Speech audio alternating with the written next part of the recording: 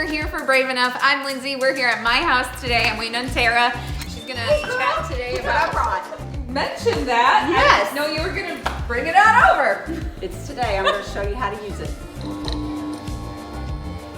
So you put your water in, and then this contraption here, see, it collects all the yucky dirt and hair, right?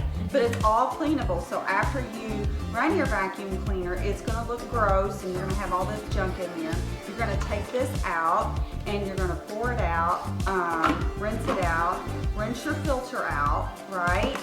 And look at that. It's all clean, all nice and clean. You see this long hair? Well, normally it would be all wrapped around the beater bar, right?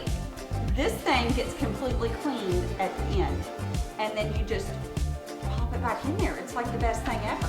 And then your vacuum lasts a lot longer because you don't have all that hair wrapped around the beater bar. And then you just pop this thing back on, and your vacuum's clean and ready to go again. But the great thing is it will run from here, from the hardwood floor, and it will literally pick up any dirt or dust and mop it. Okay, I know that sounds crazy.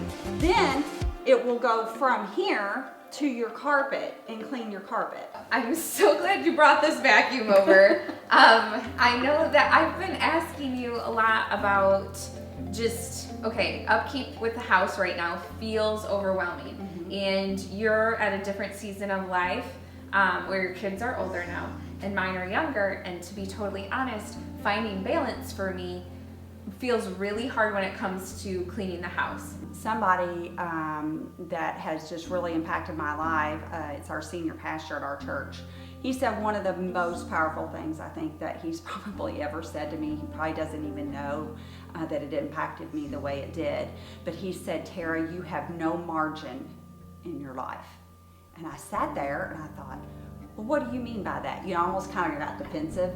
And he said, because if one little thing happens, it throws it all out of whack. Everything is, just crazy at that point, and then you're just left scrambling to pick up all the pieces. And it just floored me. I was like, you are so right. That margin for me, there might have been times I needed to say no, or I needed to say, hey friend, I can't get Brandon picked up. Can you bring him home? Or whatever, changing roles with other moms and helping them out when I can and that kind of thing. But that word margin was just crucial to the way that I learned and started to learn how to balance that schedule out. Some people, like a type A personality, is going to thrive off of keeping a tidy house. Another type of personality, like you have, you love to be around people, right? People feed you. People, that's your stress reliever, and you have to have that. So I can see where you might let some things go in the house because you need to go talk to a friend at the coffee shop because they need a sister in Christ to chat with, right? That's going to become more important to you than if your kitchen's clean. Okay, so you need to show yourself a little bit of grace here on this part of your life because you're using your time in a way that is maybe more beneficial to you than keeping your kitchen clean all the time. So I have a few tips for you, okay? So the first one is finding appliances or utensils or whatever that you need to make it easy, okay? So whether it's dusting or cleaning your floors or even things to put in your toilets to make them stay cleaner longer, right? The next thing is vinegar, baking soda, and Dawn dish soap mixed together will clean anything.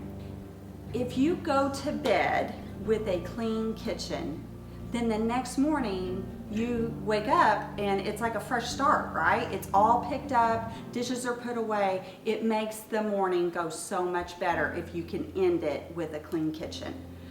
Nobody cares what the laundry room looks like. You could have 3 weeks of laundry in there. You can shut the door, but you can't shut the door to the kitchen. So that room needs to stay tidy as best as possible, okay?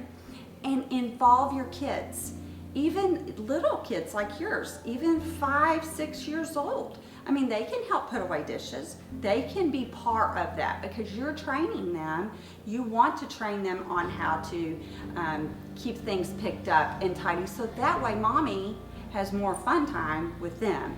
And that's how I would sell that to them, you know, whether it's a chore chart or however you want to do that. But include your family, include your husband in on that. That's a whole nother day.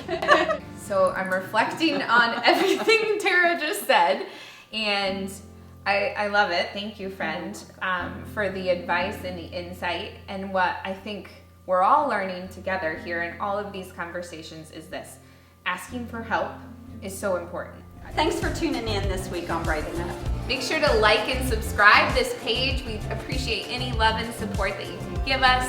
And as always, you can continue the conversation on our Brave Enough Facebook page. We'll see you next time on Brave Enough.